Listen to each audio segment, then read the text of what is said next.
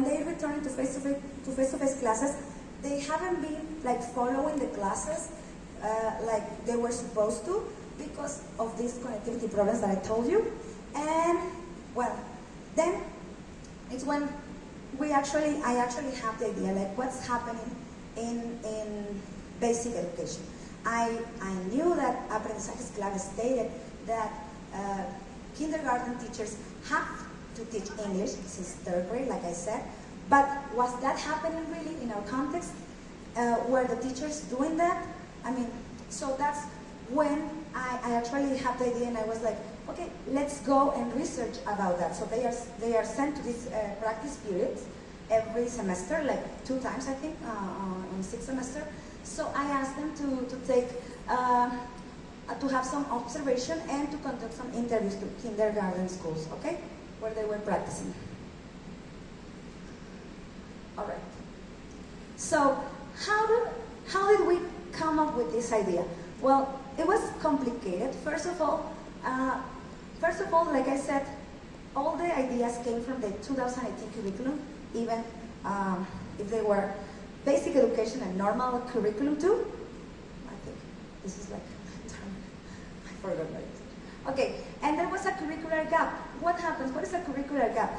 A curricular gap happens when you are intended to teach something and then during implementation something else happens, right? So legally, or legal framework was 2018 curriculum, like I said, for basic and normal schools.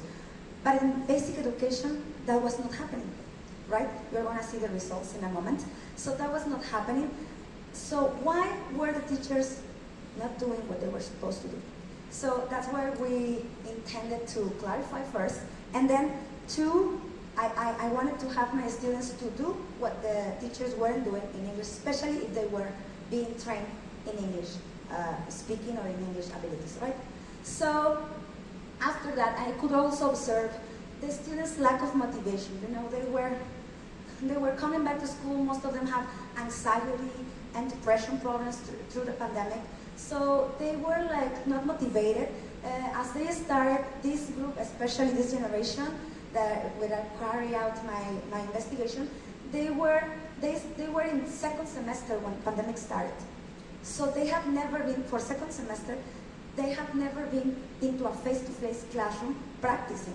So they were like, do I really want to be a kindergarten teacher? I don't know. I haven't been in a real school, or I haven't been practicing like I should for these 2 years, so I don't know if I want to do it. I don't know if I want to study that anymore. So they were like, you know, I don't care, right?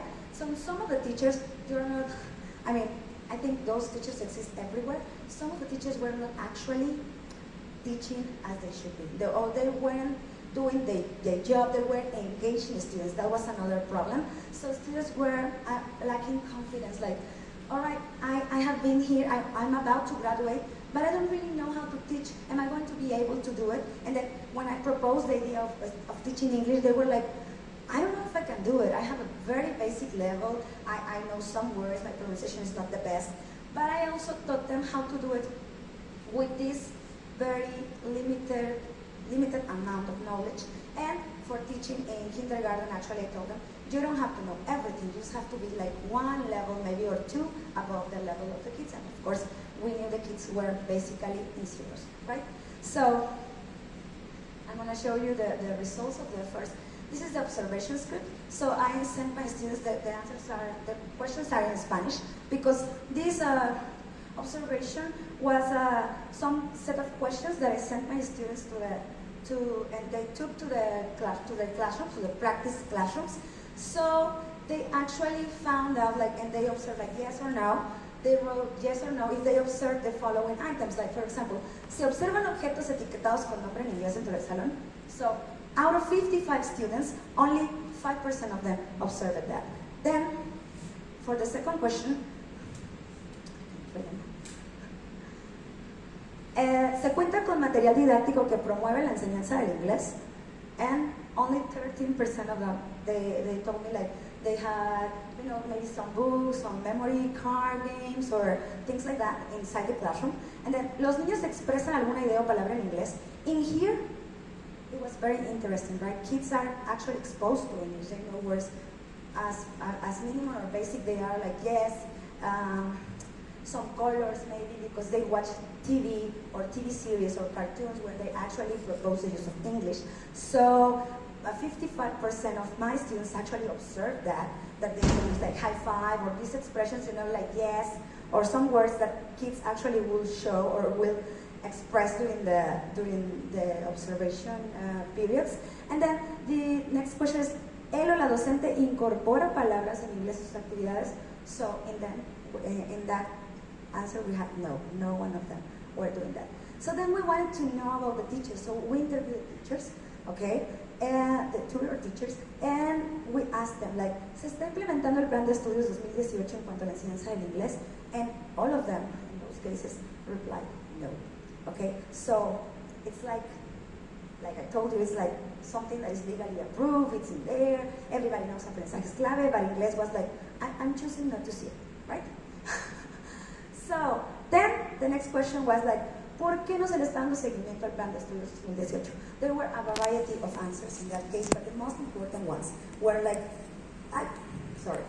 they didn't know the plan. It's like, oh, do I have to teach English in kindergarten? I didn't know that. And it was like, show them there's a scale, and third grade is colored, and then it starts from third grade to elementary school, secondary, whatever. So they were like, really, do I have to do that? And my students were like, yes. So they didn't know about that. Then, they were lacking training in their area. And that is when I told them, I don't want you to make teachers, the kindergarten teachers, tutor teachers, I don't want you to make them feel like, you know, we're judging them. Because we also understand, it's like I were asked to teach Chinese tomorrow. I don't know anything about Chinese. So how can you propose a plan where you have no trained people to carry it out? So that was a valid answer. So I told my students, just try to be careful, try to sympathize with them, all right? Because that's true, they are not having the training to do so. The plan was there and they had to read it, it's everything there, but if you don't know anything about the subject, you wouldn't understand. So then another cause was the prioritization of some other contents. It's like, you know what, with pandemic, I feel like I need to put some more effort into math, or into language, or any other thing that you can think of, but English. Like, no, I'm not going to do it, right? So then, we have the methods and strategy. I think this is the most important part, maybe. Because, like I said, we don't have any manual to do so. It's everything like informal. And you know what? This is the important part of it. Because I had the opportunity, actually, to be in the co-design team that designed the programs for this 2022 new curriculum, okay, of English. And most of the claims on those were really, really, how can I say, really hot topics. You know, I know you know now that the hours of instruction in English for all the majors in normal schools have decreased, right? And we are very sorry for that. But you know what? Those were hot topics. When we hold these meetings with all the representatives of all the majors of all normal schools in the country, they were always saying, the main claim they had were like, you know what, but English is not linked to practice, and you never send anything to practice, so practice is the most important part of it, so what do they need it for? So those were one of the main claims they had. And actually, I mean, like I said, I tried to stand for our cause. And then I told them, like, well, it is not stated for us to do so. You can review the plans, it's not there. But they have been trained, right, for 6 hours, so that for them, we're like, oh my God, it's 6 hours, it's a long time, and you're not doing, at the end of the day, anything with that into the practice. I know some of you do it.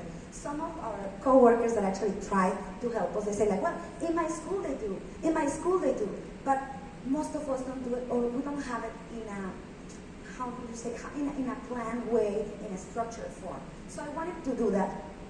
And then, what did I do? Actually, it's very complicated. It's very complicated to teach how to teach English to some people, especially when my students have mostly A or A2 or A2 plus levels. from the 55, I think I only have 5 or 4 which are B1, a B1 level. So it is complicated. So I try to take advantage of the theories they already knew. Like for example, I talk about Vygotsky and Piaget, like you can see over there in a moment. And they know about Vygotsky and Piaget. Vygotsky is social learning and how they interact, the zone of proximal development, right? And Piaget, the operational stages and all these development stages, right? I talk about language acquisition because they also have been taught how the mind works when they are acquiring language at that age. Remember, this is preschool. So, but they have learned how they acquire Spanish. So I try to make like a comparison, a similarity with English, and they actually understood. I mean, I didn't have to create a very complex thing because what I wanted them to do is for them to go and practice it, right? So that was the most important part for me. I also talk about language skills, you know, writing, reading, speaking, listening comprehension, okay? And I made also like a simile to them, like telling them, for example, what is the first thing a human being does for those 4 abilities? Is listening, right? It is demonstrated that figures can actually hear. So that's the first thing a student is going to do in English. You have to talk to them first in English. So they are going to receive, and they don't have to do anything. You just have to receive and listen to you how you speak, right? So that's why in transition was also one of the main things that I tried to polish with them. And then the communicative approach. Aprendizajes Claves states that the most important part of using a language is to be communicative. So if you know a language and you don't communicate on that language, so basically you don't know anything, right? You cannot demonstrate what you know. So it's like when they say, sí lo hablo, pero no, sí lo entiendo, pero no lo hablo. So that's basically nothing for this actual and modern world, right? So then we talk about PPP methodology, presentation, practice, production. I showed them how to do a cycle with that and what were the main features that that cycle and its parts have to actually take into account. Then we also talk about TPR method, you know, total physical response. Most of it they know about teaching styles and everything, learning styles. So they know that most of the kids are kinesthetic, so you have to be like having them move and having them play around and do something, you know, with their body movements and everything. So that would be helpful also because that would make learning meaningful. And we also did some role modeling. Once they had the lesson plans ready, I actually asked them to come to the front of the class and act out as if they were the teachers, and the rest of us, the classmates and me, were the students. So I will start like you know what, you shouldn't turn around, you shouldn't correct pronunciation like that.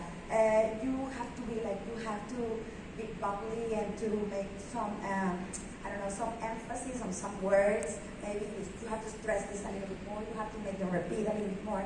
So they were actually benefiting themselves from observing the other lesson plannings and to observe from the observation of their peers, right?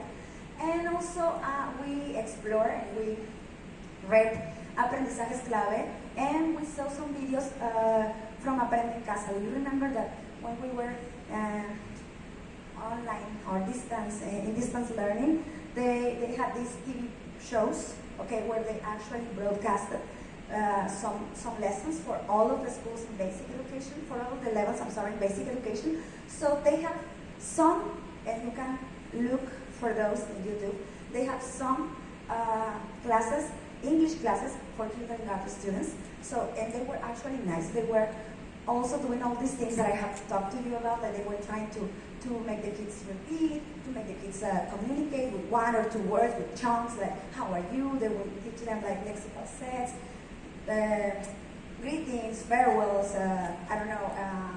weather, yes? So I have them review all those things that were actually really helpful. And then, well, how was the preparation? Like I told you, first of all, I also conducted a a placement test. Every school year I do that. I conduct a placement test for all of them so I can know where they are. And I can know also where my group is, because something is what we see in paper. They have to be in this level. But sometimes it doesn't happen. And you know that in a room full of people, we all learn into different levels and different paces. So after that, like I said, we sent an observation script and the interviews to the school, then the interviews to the teacher, and we also had, after that, a video call with the teachers, the tutor teachers, and to talk about what they were doing in practice and everything, and then it was when the teachers actually expressed their concerns. They were concerned about why do I have to accept this lesson plan if I'm not doing it in my school? Why the parents says why are they doing that? And the main teacher, the teacher that is actually in charge of the group is not doing it. So they were afraid to be exposed, am I going to be asked to plan in English later? Now the parents are gonna want me planning English and I don't know how to do it. So we have to address those concerns. I actually told the teachers that what I wanted to do is I know you weren't trained for this. I know you haven't been trained in English, you haven't learned English, you don't know about the plan maybe, but my students are supposed to know about English. And I want to provide them with the best tools I can. So please let me do this first experiment and we will see what comes from here. Okay? So after that, they actually did the lesson planning. They follow a specific format that I created for them, and then we went to implementation. At the beginning, 5 or 6 maybe of teachers out of 55, they have told me, no, you know what? They are not going to implement English here because I don't like it. I don't want it. I don't have time, whatever. And at the end, after I talked to them in that video call, all of them accepted to do it.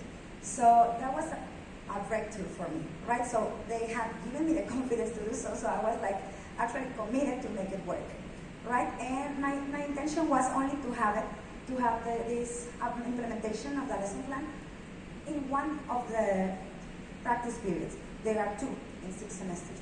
But then, as they want to see results, they were so great. So we actually conducted these lesson plans in those two practice periods. I did it throughout the semester. So then, we have here some products. These are the formats I provided them. So I don't know if you can see very well, but it's the grade in the group, campo de formación académica, aprendizajes esperados. All of this information is taken from Aprendizajes Clave because I show them where to find, the objectives and everything. Then the purpose, el propósito de educación preescolar para inglés. And we also have some areas of, let me see, ambiente social de aprendizaje, actividad comunicativa, práctica social de lenguaje. La práctica reconoce información sobre objetos del hogar. Those were 30 minutes. She was talking about pets, right? Kids were going to talk about pets, and then she had, the presentation activities, practice, and then production in here, right? And she has, these tools to actually assess the kids. I asked them, all of them, to do it. This is a grading scale, right? Recuerda el nombre en inglés de los animales vistos, okay? So then they had a scale. So you can see here, I hope you can, the names of the students and one of these grading scales already filled. 4 is logrado and number 1 is they don't do it. So you can see number 1 is actually in blank, right? These are some photos, this girl presenting the topic, which were colors, and then they are doing the practice activity, which is classifying objects inside the classroom, what is, let me find something that's blue, black, whatever. And as they were third grade, she also had them write the name of the colors, and she will correct them. That's another one. And then, let's see the results, right? Okay. So, the obstacles. What obstacles we have? First of all, the time distribution in kindergartens. Like I told you, some of them were I remember one of the practice periods happened during Children's Day. So they were you know what? We're going to have the whole week plan, for events, que peinados locos, the pajamas day, so there's no time for English, right? So leave it for another occasion. So some of my students weren't able to practice because, you know, it was more important that the kids wear crazy hairdos than to practice English, right? So then we have some kindergarten authorities and in-school teachers were reluctant, right? They didn't want, like I told you, they didn't want us to practice English, to teach English to the kids because they were like, I think people is afraid to things that they don't know. So they don't know how English works and what English does for students' minds, especially at that age. That is so important. So they were like, I don't know if it's gonna be good. I don't know if they're gonna be confused. Now, they are gonna be confused between English and Spanish. And I was like, I don't think that might happen, but let's see, right? So then, inexperienced students, my students, like I told you, have never been practicing in face-to-face classrooms, okay? And then, of course, we have this pandemic education. Most of them have gaps among the learning they have, not only for English. I mean, they have gaps. I mean, they didn't know how to plan. They didn't know how to do a lesson plan. They didn't know how to give positive feedback, you know, to the students. And that was actually a burden, right? But that happened because they have been taught online most of this time. And then, well, there was a very short time to plan. I remember for that, in that time, we also had this thing that they were coming to school like the first half and then the other half, right? And I was running out of time and I told my academic coordinator, you know what? Can we have all of them in the classroom? And she was like, but the conditions and I don't know what. So I had to actually wrote, you know, a letter to her, then ask them the favor to have all the students because otherwise I was not going to achieve it on time for the time they had to go practice. And they gave me the permission, and like the 27 students were in the same classroom together, where most of my coworkers only had like 14 of them, 13, right? So I could do it because they allowed me to. And then we have the results. Well, let me read them. Most of them, well, kindergarten authorities and preschool teachers are now motivated to learn about these cycles and promote English lessons. Some teachers actually ask my students how they could, I mean, I know a little bit of English, maybe the numbers, so can you tell me how to plan for English? So my teachers were actually teaching, you know, the kindergarten tutors to plan on English, right? So they were like, you know what, I have seen kids are motivated, so why don't we do it? It's like every time you come, right? And so for the girls, it's like, okay, I can make it. Now they know they can do it. That is also another of the results. Preschool students could remember what they learned in the previous lessons, and they were eager to expand their knowledge. Sometimes, you know, kids were like, next week they were like, teacher, do you remember last time you taught us how to say nariz in English? It's nose, right? Remember? So they were remembering the contents or the words they have taught, even if, I mean, 2 months or 1 month have passed already. And they were also, like I said, eager to expand their knowledge. We only teach them, for example, 3 colors. They were like, and how do you say morado? And how do you say plateado, teacher? And they were like asking more questions, wanting to know more about the topic. So then my students also increased their confidence in English and in their teaching abilities, which is something that I didn't expect. They were actually like secure that they could teach, right? Because they have seen that they have good results, most of them. Preschool students were engaged and motivated in the classroom, during the lesson, sorry. Of course, when we actually proposed fun activities, games and everything, so kids were, they were always like, are you going to teach us English tomorrow too? No, it's only for today, right? Once a week maybe. So, and they were always asking for having more lessons like that. Another one, so what was remarkable for me is that the progress in preschool students' knowledge of English, you can notice it in all of the classrooms. So even though they started at 0, for example, on those rating scales, all of them have an improvement. Like I showed you before, none of them were in level 0. None of them were not capable of doing something. Maybe some of them didn't remember all the words, but most of them actually manifested like an advance on that matter. So after that, I want to show you this part. It's like, so what's next? Okay. what's next from here? So, well, as you know, now we have new curriculums, okay? Even we have the new curriculum for normal schools, and we also have a curriculum for basic education, which is new, but I think this year you only started on the first grades. So for next year, it's going to be mandatory for all of the levels and all the grades. So we have to analyze that curriculum and to see if we actually can implement English, because they have make it harder for us, right? It's less hours of instructions in our cases, and for basic education, I have seen it, and they are like actually more focused on, like dialects and indigenous mother tongues, right? So it's like a little bit hard, but I think there could be a window there where we can slip in, as we always do.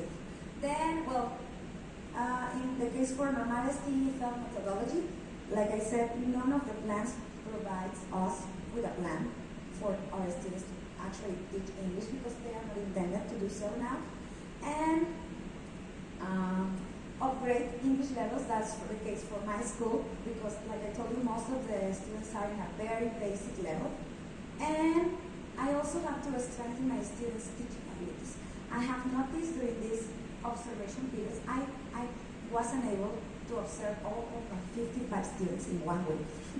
But I actually, from the ones I could see, they were lacking this part of, like mentoring or guiding the kids through the lesson plans, or they were, like turning back, and all of the kids were around, they were in a corner. If they were playing, the class went out of control. So they still have to learn about those things, which is not actually for English, it's for all the cases.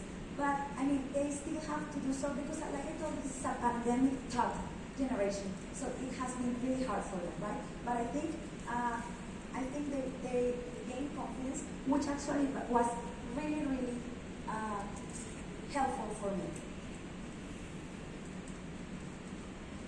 And well, now it's the time where you can actually ask questions, so I don't know if you have any comments.